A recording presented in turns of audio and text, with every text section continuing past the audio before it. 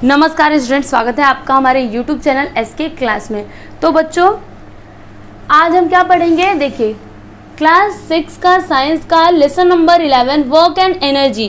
तो इसके पहले के जो टॉपिक्स हैं वो मैंने आपको इस चैप्टर के पार्ट 1 में सिखा दिया है। तो अभी जो बाकी के बचे हुए टॉपिक्स है वो हम यहाँ पर कवर करेंगे, ठीक है। तो देखिए यहाँ पर क्या है, ट्रांसफॉर्मेशन ऑफ एनर्जी।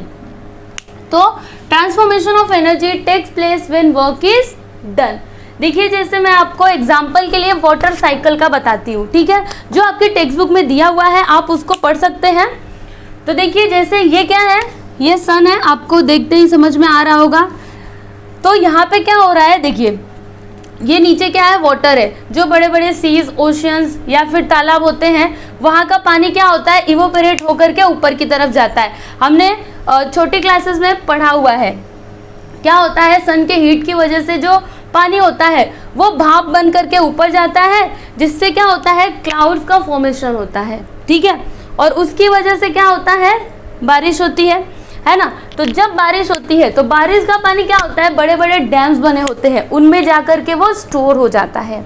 देखिए, जैसे यहाँ पर आपको ये डैम दिखाई दे रहा होगा। यहाँ पे मैंने ये बहुत छोटा बनाया है, लेकिन ये डैम्स एक्चुअली में इतने छोटे नहीं होते, बहुत बड़े बड़े होते हैं। इसका इतना सा पार्ट जो बड़ी बड़ी बिल्डिंग्स होती है ना, उनके बराबर तक होता है, या फिर उनसे भी बड़ा हो सकता है, ठीक है। तो आप इसको छोटा मत समझिएगा, ये बहुत बड़े बड़े होते हैं। तो देखिए, ये जब डैम, देखिए यहाँ तक पानी भरा हुआ है, तो यहाँ पर क्या किया जाता है, एक पाइप के थ्रू ना पानी जब नीचे की तरफ जाता है, तो यहाँ पर देखिएगा, आपको दिखाई दे रहा होगा, ये टरबाइन लगा होता है और यहाँ पर ना जनरेटर होता है। तो जब पानी इसके ऊपर गिरता है तो ये जो टरबाइन है ये क्या होता है, रोटेट होता है। और जब ये रोटेट होता है तो यहाँ पर इलेक्ट्रिकल एनर्जी जनरेट होती है, ठीक है। तो ये जो इलेक्ट्रिसिटी है ये आपके घरों तक जाती है, जिसका आप कई तरह से यूज़ करते हैं। जैसे अगर आप उस इलेक्ट्रिसिटी का यूज़ बल्ब को जलाने के लिए कर रहे हैं तो ये हो गया लाइट एनर्जी। या फिर अगर आप उस इलेक्ट्रिसिटी का यूज़ फैन को ऑन करने के लिए यूज़ कर रहे हैं तो फिर वो क्या हो गया, काइनेटिक एनर्जी, है ना। तो इसका मतलब क्या हुआ कि आप ये बोल सकते हो, the sun is the most important source of all energy, क्योंकि ये सारा प्रोसेस किसकी वजह से हुआ, सन की वजह से हुआ, है ना। देखिए, आपके टेक्स्ट बुक में दिया हुआ है, the sun is the most important source of all energy, ठीक है। तो आई होप कि आपको ट्रांसफॉर्मेशन ऑफ एनर्जी समझ में आ गया होगा। अब देखिए, हमारा नेक्स्ट टॉपिक है एनर्जी रिसोर्सेज। तो देखिए, यहाँ पर एनर्जी रिसोर्सेज 2 टाइप्स के हैं। फर्स्ट है कन्वेंशनल एनर्जी रिसोर्सेज, जिसे हम नॉन रिन्यूएबल एनर्जी रिसोर्सेज भी कहते हैं। फिर यहाँ पर सेकेंड है नॉन कन्वेंशनल एनर्जी रिसोर्सेज, जिसे हम रिन्यूएबल एनर्जी रिसोर्सेज भी कहते हैं, ठीक है। तो देखिए, यहाँ पर कन्वेंशनल एनर्जी रिसोर्सेज क्या होता है, the energy resources which man has been using for centuries are called conventional energy sources. मतलब वो एनर्जी जिसका हम सेंचुरी से यूज करते आ रहे हैं, मतलब बहुत दिनों से, ठीक है, उस एनर्जी को हम क्या कहते हैं, कन्वेंशनल एनर्जी रिसोर्सेज। और ये जो एनर्जी होती है ना, ये लिमिटेड होती है। जैसे फॉर एग्जांपल देखिए, यहाँ पर petrol, diesel and natural gas, इसको कोई इंसान प्रोड्यूस नहीं कर सकता, ये नेचुरली अवेलेबल रिसोर्सेज हैं, ठीक है। तो ये हो गया कन्वेंशनल एनर्जी रिसोर्सेज। अभी हम यहाँ पर नेक्स्ट देखते हैं नॉन कन्वेंशनल एनर्जी रिसोर्सेज या फिर रिन्यूएबल एनर्जी रिसोर्सेज। तो देखिए, यहाँ पर क्या लिखा है, these resources have not been use traditionally. मतलब वो रिसोर्सेज जिनका हम पहले से यूज नहीं करते आ रहे हैं। फॉर एग्जाम्पल, फर्स्ट है इसमें सोलार एनर्जी। तो सोलार एनर्जी हमें कैसे मिलती है, ये हमें सन से ऑब्टेन होती है, ठीक है। और कई सारे डिवाइसेस डेवलप किए गए हैं सोलार एनर्जी का यूज़ करने के लिए। जैसे आप जानते होंगे सोलार कुकर के बारे में, और सोलार वाटर हीटर होता है, फिर सोलार ड्रायर होता है, और सोलार सेल एक्सेट्रा, ठीक है। तो ये हो गया सोलार एनर्जी का। उसके बाद यहाँ पर नेक्स्ट आता है विंड एनर्जी। तो ये क्या होता है, देखिए आपने पहाड़ी एरिया में देखा होगा, जैसे अगर आप शिरडी जाते होंगे तो वहाँ पर आप देखते होंगे क्या लगे होते हैं, विंड मिल्स लगे होते हैं, ठीक है। इनसे क्या होता है, विंड की हेल्प से इलेक्ट्रिसिटी को प्रोड्यूस किया जाता है। इतने बड़े बड़े विंड मिल्स होते हैं, ठीक है। और फिर यहाँ पर क्या होता है ना, ऐसे कुछ टरबाइन इसमें लगा होता है, ऐसे पंखी जैसा, ठीक है। तो जब हवा आती है तो ये क्या होता है, रोटेट होता है, ठीक है। तो इससे क्या होता है, यहाँ पे जनरेटर लगा होता है जिसकी वजह से इलेक्ट्रिसिटी जनरेट होती है, और फिर उस इलेक्ट्रिसिटी को कैसे लाया जाता है, ये पूरा ना खोखला होता है।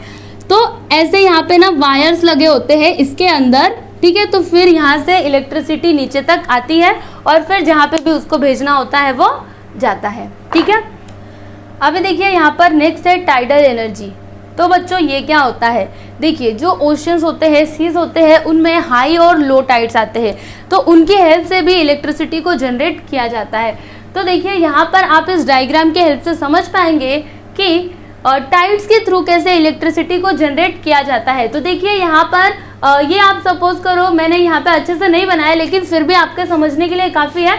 यहाँ पे क्या हो रहा है, जो समुद्र का पानी होता है ना, सपोज करो कि यहाँ से जब हाई टाइड आएगा तो यहाँ पर ना 2 गेट्स लगे होते हैं, ठीक है।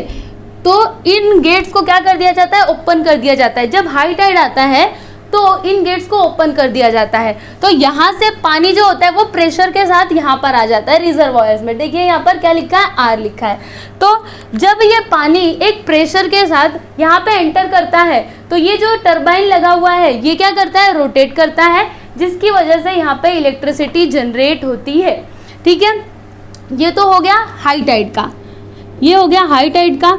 अभी लो टाइड में कैसे इलेक्ट्रिसिटी जनरेट होती है, तो देखिए ये जो रिजर्वॉयर है ये क्या हो जाता है, भर जाता है पूरा के पूरा। तो लो टाइड के टाइम पे क्या होगा, देखिए हाई टाइड के टाइम पे क्या होता है, पानी इधर आता है, और लो टाइड के टाइम पे क्या होगा, पानी पीछे की तरफ जाएगा। तो यहाँ पर जब लो टाइड होता है ना, तो इस गेट को, ये दोनों गेट को फिर से ओपन कर दिया जाता है, तो ये पानी फिर एक प्रेशर के साथ बाहर आता है क्योंकि ये पूरा भरा हुआ है, ठीक है। तो जब ये प्रेशर के साथ यहाँ पर पानी आता है तो ये जो टरबाइन है ये फिर रोटेट करता है ना। तो इससे क्या होता है, इलेक्ट्रिसिटी जनरेट होती है, ठीक है। तो ये हो गया टाइडल एनर्जी। उसके बाद यहाँ पर नेक्स्ट क्या है, हाइड्रो इलेक्ट्रिक और हाइडल पावर। तो बच्चों देखो, मैंने आपको स्टार्टिंग में ही बताया था ट्रांसफॉर्मेशन ऑफ एनर्जी में, ठीक है। तो वहाँ पे मैंने आपको जैसे बताया था कि डैम्स में कैसे पानी इकट्ठा होता है, फिर उसके थ्रू इलेक्ट्रिसिटी को जनरेट किया जाता है, तो ये वही है। फिर यहाँ पर नेक्स्ट आता है energy obtain from oceanic waves. तो स्टूडेंट्स देखिए, ओशियनिक वेव्स के थ्रू भी इलेक्ट्रिसिटी को जनरेट किया जाता है। उसके बाद यहाँ पर लास्ट है एटॉमिक एनर्जी। तो ये क्या होता है, देखिए एटॉमिक एनर्जी का यूज इलेक्ट्रिसिटी को जनरेट करने के लिए किया जाता है। अब वो कैसे होता है, देखिए थोरियम और यूरेनियम, इनको क्या किया जाता है, जलाया जाता है। तो जो इनसे हीट प्रोड्यूस होता है, इससे क्या किया जाता है, पानी को गर्म किया जाता है, और जब पानी गर्म होता है तो भाप जो उसका होता है उसको टरबाइन पर डाला जाता है। वो एक ऐसा सिस्टम होता है कि वो भाप उड़ करके किस पर जाएगा, टरबाइन पर जाएगा, और जब वो टरबाइन पर जाता है तो वो टरबाइन क्या करता है, रोटेट करता है। तो इस तरह से वहाँ पर इलेक्ट्रिसिटी जनरेट होती है, ठीक है स्टूडेंट्स। तो यहाँ पर हमने lesson number 11 work and energy complete किया। आई होप कि आपको सभी टॉपिक्स अच्छे से समझ में आ गए होंगे, और अगर आपको सभी टॉपिक्स अच्छे से समझ में आए हैं तो आप प्लीज़ हमारे वीडियो को लाइक कर दीजिएगा, और अगर आप हमारे चैनल पर नए हैं तो सब्सक्राइब कर दीजिए। Thank you.